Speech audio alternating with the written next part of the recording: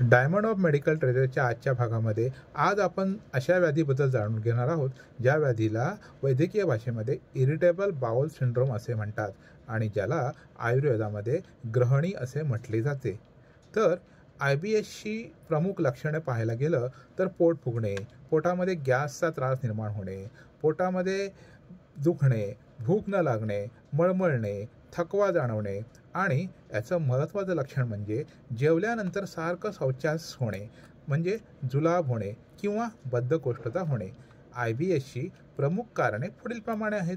ती कोणती? तर पचनशक्तीमध्ये बिघाड होणे, चुकीच्या वेळी अन्न खाणे किंवा जास्त प्रमाणात खाणे, अतिसार, बद्धकोष्ठता होणाऱ्या अन्नपदार्थांचे सेवन करणे, जास्त प्रमाणात मद्यपान, कॅफेन यांचे सेवन करणे, काही लोकांमध्ये पित्त प्रकृती असल्यामुळे दुग्धजन्य पदार्थ सेवन केल्यामुळे त्यांना हा त्राससुद्धा निर्माण होतो.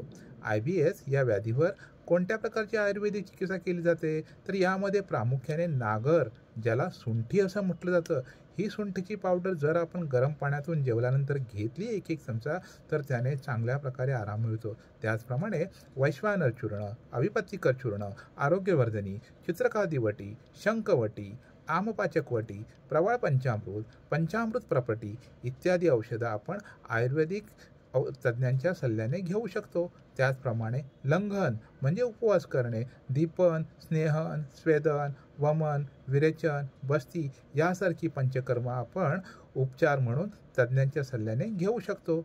दैनंदिन आहार विहारामध्ये आपण ताजे हलके अन्न सेवन केले पाहिजे. नियमित वेळेवर जेवण घेतले पाहिजे.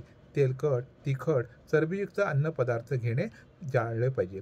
पोटामध्ये गॅस निर्माण करणारे अन्न म्हणजे कडधान्य यांचा वापर कमी केला पाहिजे. मानसिक ताणतणाव कमी करण्यासाठी ध्यानधारणा, प्राणायाम व योगासने करावीत.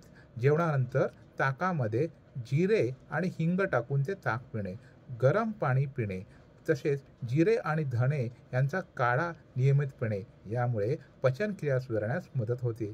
नियमित संतुलित झोप घेणं, जवळजवळ 7 ते 8 तास संतुलित झोप घेणं हे आवश्यक आहे. धन्यवाद.